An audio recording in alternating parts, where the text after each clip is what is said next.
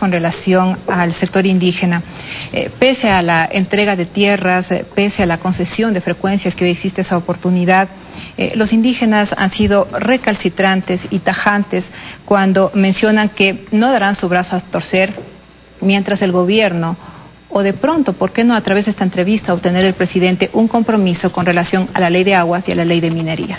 ¿Pero qué compromiso, Silvia? Dígame qué compromiso. Las exigencias que ellos plantean. ¿Cuáles son las exigencias? ¿Usted las conoce? Tener libertad para manejar sus propias tierras y el acceso al agua y a la minería. ¿Y quién le ha quitado eso? Y establecer sus propias condiciones. Eso es otra cosa, me agregó algo. No, pues aquí estamos. Entonces también el gremio periodista me va a exigir establecer sus propias condiciones. Tal vez las cámaras de comercio me van a decir establecer nuestras propias condiciones. Es un atentado a la Constitución, pues, ¿verdad? Pero lo que hace la ley de agua, la ley de minería, es proteger la fuente de agua, garantizar el acceso a las comunidades al agua, prohibir la privatización del agua. ¿Qué nos están pidiendo? Que nos digan. Porque nuestra agenda, sobre todo en el caso del agua, es la agenda indígena. Queremos defender el agua, queremos evitar que se privatice.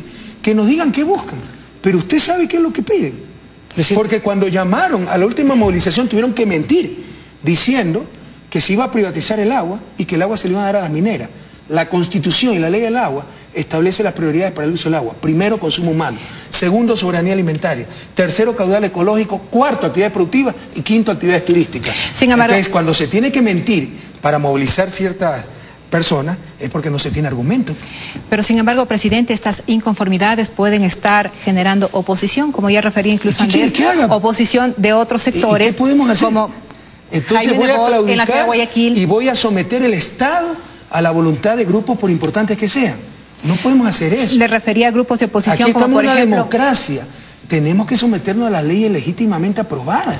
Le decía, presidente, que se están fraguando grupos de oposición, incluso yo diría una oposición fresca, como la de César Montúfar, que está realizando una caminata por todo el Ecuador. Ese está más rancio que yogur fuera del refrigerador. La de Carlos Vera. Carlos Vera también está fresco. Sectores.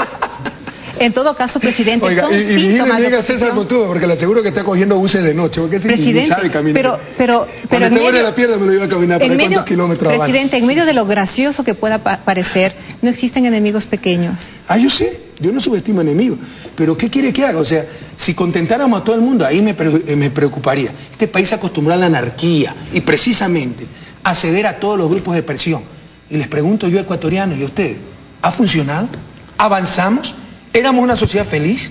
Ahora es claro que el país no está retrocediendo.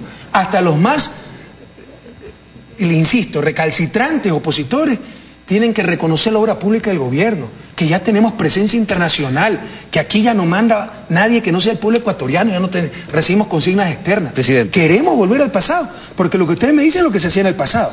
Para no hacer olas se contentaba todo el mundo y al final no hacíamos absolutamente nada y nos deshacíamos como país, como sociedad, y por eso los gobiernos perdían credibilidad. Y ahí está usted, ahí ve usted, ante nuestro gobierno en los últimos 10 años, 7 presidentes. Presidente, a propósito del tema indígena, ¿usted estaría dispuesto, porque los indígenas dicen que definitivamente se rompe el diálogo con el gobierno? Pero si ellos mismos lo pidieron. Ya. ¿Usted estaría dispuesto, presidente, a sentarse nuevamente en una mesa de conversación con los indígenas? Yo no, personalmente no. ¿No? Y además tampoco para perder el tiempo. Es decir, el gobierno también rompió el diálogo con los indígenas. No, ellos son los que lo solicitan, ellos son los que lo rompen, la prueba es que lo soliciten con todo gusto, pero por las instancias pertinentes. Pero yo no voy a aceptar tampoco exigencias, que solo con el presidente, ya basta, por favor. Ellos han planteado... La democracia también exige respeto, educación, institucionalidad. Ellos han planteado, presidente, la posibilidad de que relatores de la OEA o de la ONU intervengan en estos diálogos. Ridiculez, no somos hacienda de nadie. Nosotros podemos convivir adecuadamente sin tener patrones ni observadores extranjeros. Presidente, ¿qué conclusión? Pero miren las contradicciones, nos hablan de nacionalismo, etcétera, pero quieren llamar a extranjeros a que supervisen las mesas de diálogo.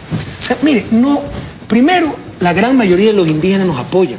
Vean los resultados. ¿Pero quiénes son los que son los dirigentes? Algunos dirigentes de una organización, que es la CONAIE, que además hay grupos en esa CONAIE que nos apoyan. Pero, por ejemplo, mire dónde obtuvimos el mejor resultado electoral de todas las provincias en abril pasado.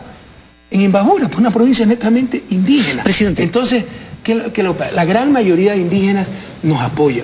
Ese grupo de indígenas que tiene una agenda política, le he demostrado que en la ley del agua no tienen que decir. que la ley de minería.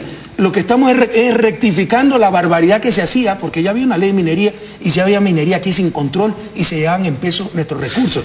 Entonces, lo que tiene es una agenda política. ¿Qué podemos entonces hacer cuando ya se tiene una agenda política? Cuando hablemos en función de ajustar cuentas con la historia, reparar la injusticia histórica que se tiene con el pueblo indígena, bienvenido. Pero cuando se tiene agenda política, vamos a tener que seguir aguantando movilizaciones, levantamientos, sin ninguna razón valedera. ¿Y no se va a escuchar la gente que sale a las calles? Le pongo el caso de Guayaquil, señor presidente, la marcha convocada por Nebot. ¿Qué conclusión sacó usted de esta manifestación con poca gente, con mucha gente, como se la quiera visualizar?